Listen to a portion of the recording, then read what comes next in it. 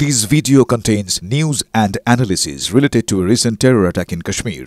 The content may include sensitive visuals and discussions that could be distressing to some viewers. Viewer discretion is advised. We strongly condemn all forms of violence and terrorism. The purpose of the content is solely to inform and create awareness based on verified reports. MDH chana masala এখন ছোলা হোক বা বরবটি দানা, সাদা চানা হোক বা কালো, সব রান্নাই হবে অসাধারণ। ভারত একে একে চাপ বাড়ানো শুরু করে দিয়েছে। স্থলভাগের পাশাপাশি জলসীমাতেও পাকিস্তানের উপরে চাপ বাড়াচ্ছে ভারত। ইসলামাবাদকে কোণঠাসা করতে একেবারে তুঙ্গে প্রস্তুতি। ফের আরব সাগরে গর্জে উঠবে ভারতীয় নৌবাহিনীর শক্তি। 7ই মে কর্ণাটকের করওয়ার উপকূলে একটি বড় ক্ষেপণাস্ত্র মহড়া চালাবে ভারতীয় নৌবাহিনী। এই মুহূর্তের বড় খবর, পহেলগাঁওয়ে জঙ্গি হামলার পর সমুদ্রে লাগাতার শক্তি প্রদর্শন চালাচ্ছে ভারত। এর আগে আইএনএস সুরাট থেকে মিসাইলের সফল পরীক্ষা করেছে ভারতীয় নৌসেনা। চাপ বাড়াচ্ছে ভারত। স্থলভাগের পাশাপাশি জলসীমাতেও পাকিস্তানের উপর চাপ বাড়াচ্ছে ভারত।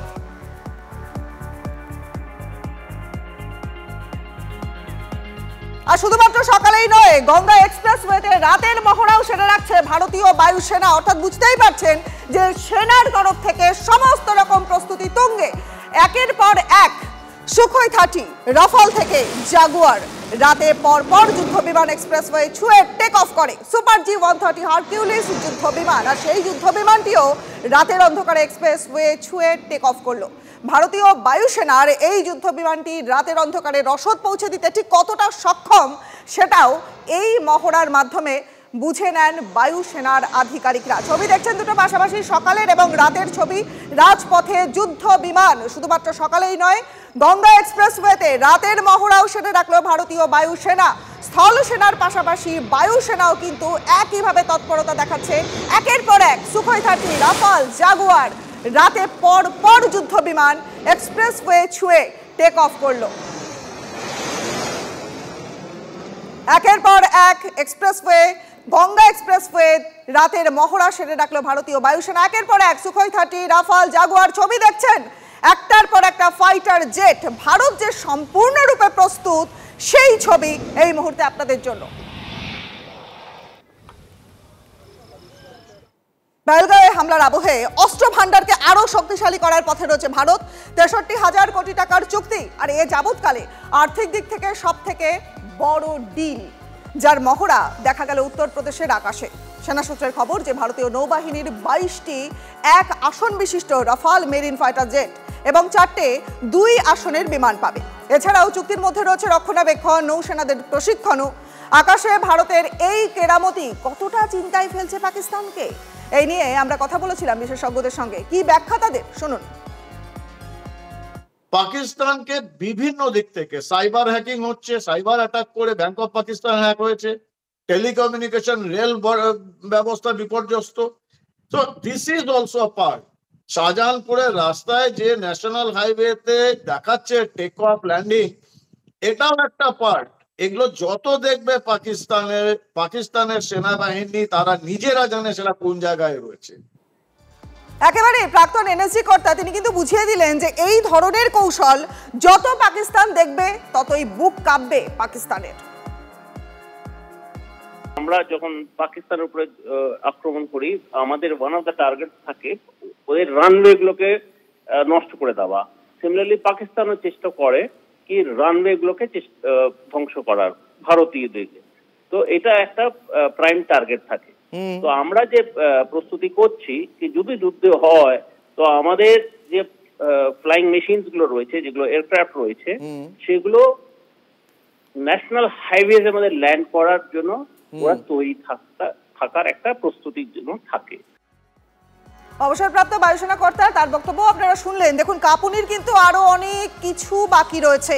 একটু আগেই আকাশপথে আস্ফালনের ছবি দেখাচ্ছিলাম, আর এবার দেখাবো জলপথে হুঙ্কারের বেশ কয়েকটা ছবি।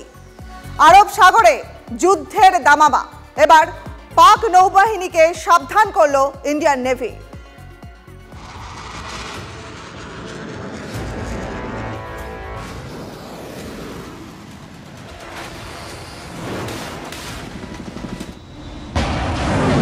যুদ্ধের দামামা আরব সাগরে পাক নৌবাহিনীকে সাবধান করলো, সতর্ক করলো ইন্ডিয়ান নেভি।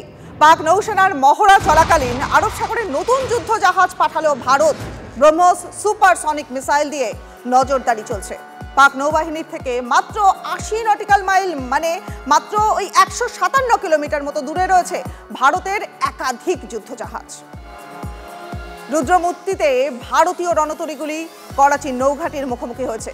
আর ভারতের এই তৎপরতা দেখে ভয়ে কাঁটা পাকিস্তান।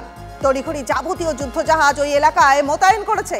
আর শুধুমাত্র তাই নয়, গুলি ছুঁড়ে মহড়ার নামে পাল্টা চ্যালেঞ্জ জানিয়েছে তারা। তবে কি বদলা এবার আরব সাগরে?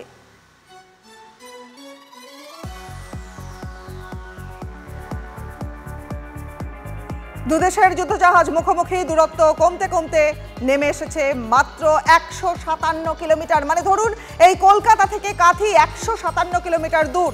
ঠিক এতটাই দূরে দু দেশের রণতরী। একদিকে আমাদের গুজরাটের পোরবন্দর রয়েছে, আর একদিকে রয়েছে পাকিস্তানের করাচি।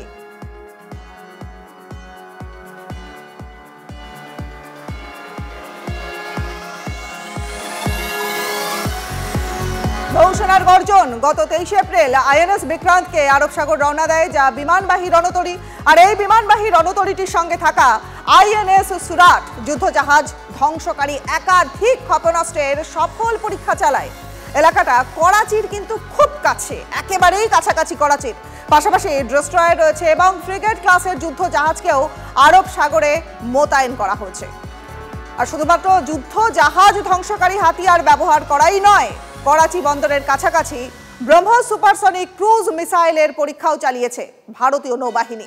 ভারতের এই সমস্ত কার্যকলাপ পাকিস্তানের রক্তচাপ বাড়িয়ে দেওয়ার জন্য যে যথেষ্ট, কারণ ধারে ভারে এগিয়ে থাকা ভারতীয় নৌসেনার থেকে অনেকখানি পিছিয়ে পাকিস্তান।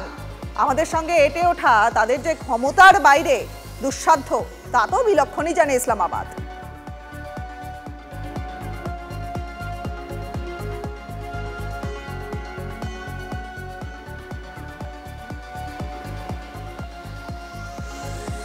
আপনারা জানেন যে প্রধানমন্ত্রী নরেন্দ্র মোদী তিনি ফ্রি হ্যান্ড দিয়েছেন 3 বাহিনীকে, একসঙ্গে 3 বাহিনী তৈরি।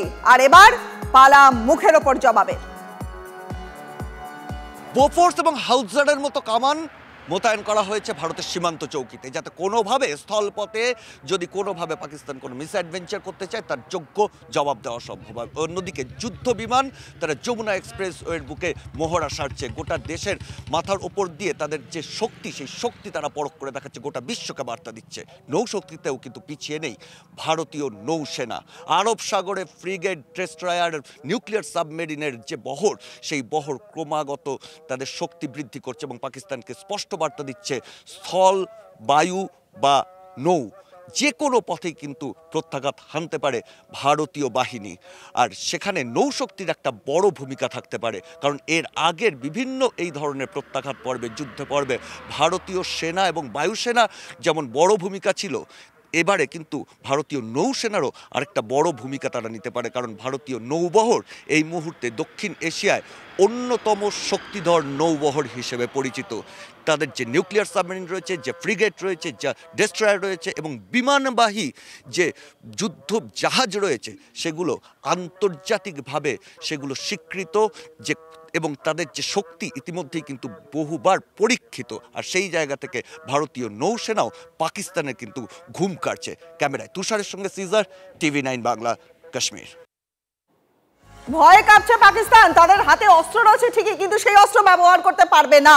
আমেরিকার দেওয়া শর্ত অনুযায়ী পাকিস্তান আমাদের বিরুদ্ধে F-16 যুদ্ধ বিমান ব্যবহার করতে পারবে না। ফলে প্রতিরক্ষা বিশেষজ্ঞরা তারা বলছেন যে পাকিস্তানের হাতে থাকা চীনা বিমানের সঙ্গে টক্কর নিতে ভারতের হাতে থাকা মিরাজ, জাগুয়ার কিংবা ধরুন এই বুড়ো মিগ সেটাই যথেষ্ট, কারণ সুখোই বা রাফালের হয়তো দরকারই পড়বে না। তবে ভারতীয় বায়ুসেনা তারা কিন্তু আত্মসন্তুষ্টিতে মোটেই ভুগছেন না।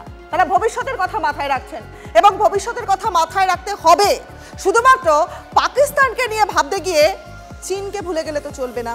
এই অবস্থাতেই হাতে দুটো অপশন রয়েছে, রাশিয়ার কাছ থেকে সুখোই 35 রয়েছে অথবা আমেরিকার কাছ থেকে F-35 কেনা।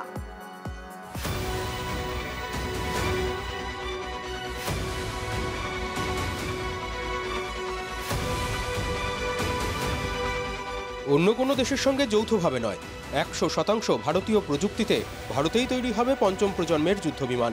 2024 মার্চে কেন্দ্রীয় মন্ত্রিসভা 15,000 কোটি টাকা প্রকল্পে অনুমোদন দেয়। এই প্রকল্প বাস্তবায়িত হলে ভারতের হাতে আসবে দেশীয় প্রযুক্তির প্রথম স্টেলথ যুদ্ধবিমান।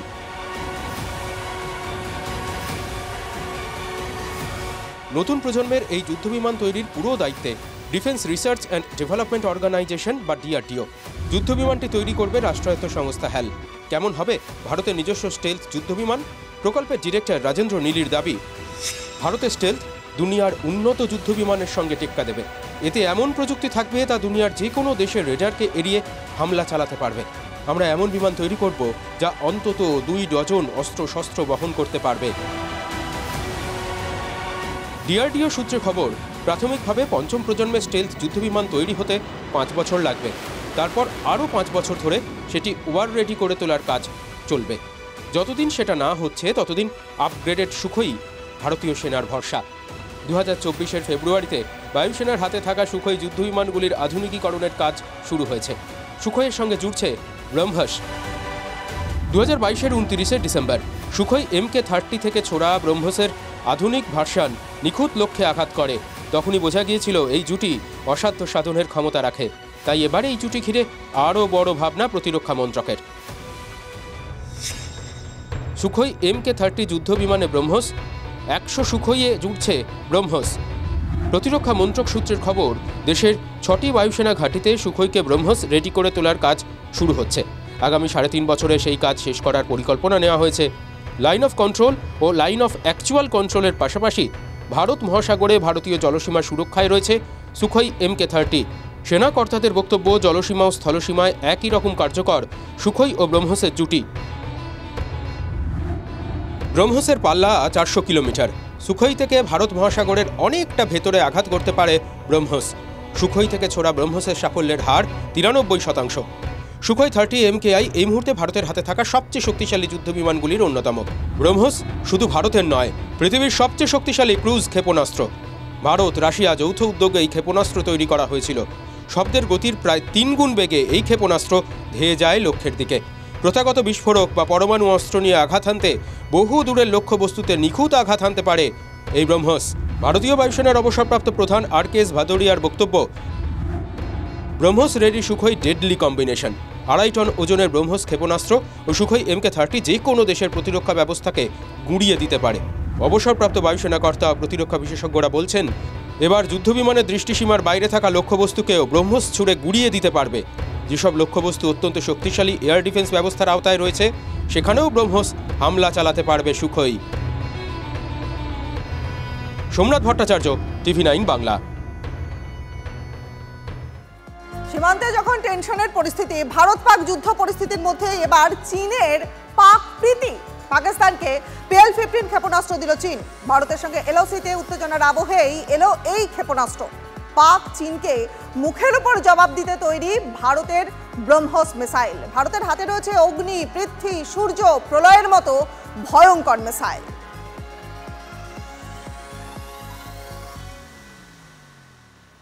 আরো একবার আপনাদের জানিয়ে দিই, যখন এই সীমান্তে টেনশনের পরিস্থিতি চলছে তার মধ্যেই পাক প্রীতি দেখা দিল চীনের নজরে। পাকিস্তানকে PL-15 ক্ষেপণাস্ত্র চীন দিল। ভারতের সঙ্গে LOC-তে উত্তেজনার এই আবহের মধ্যেই ক্ষেপণাস্ত্র দেওয়া হলো এবং পাক চীনকে মুখের মতো জবাব দিতে ভারত তৈরি। ভারতের ব্রহ্মস মিসাইল তৈরি, ভারতের অগ্নি তৈরি, পৃথ্বী তৈরি, সূর্য তৈরি এবং প্রলয় ভয়ঙ্করভাবে তৈরি। আকাশপথে পাকিস্তানের বড় সড় ধাক্কা। পাকিস্তানের আকাশ সীমা এড়ানোর সিদ্ধান্ত ইউরোপীয় বিমান সংস্থার। পাক আকাশ বয়কট একাধিক ব্রিটিশ সংস্থারও। এই সিদ্ধান্তে লক্ষ লক্ষ ডলার ক্ষতির মুখে পাকিস্তান। আরো একবার আপনাদের জানিয়ে দিই, আকাশপথে পাকিস্তানের এবার বড় সড় ধাক্কা। বড় খবর এই মুহূর্তের, পাকিস্তানের আকাশ সীমা এড়ানোর সিদ্ধান্ত ইউরোপীয় বিমান সংস্থার। পাক আকাশ বয়কট একাধিক ব্রিটিশ বিমান সংস্থার। আর এই সিদ্ধান্তের ফলেই লক্ষ লক্ষ ডলার ক্ষতির মুখে পাকিস্তান।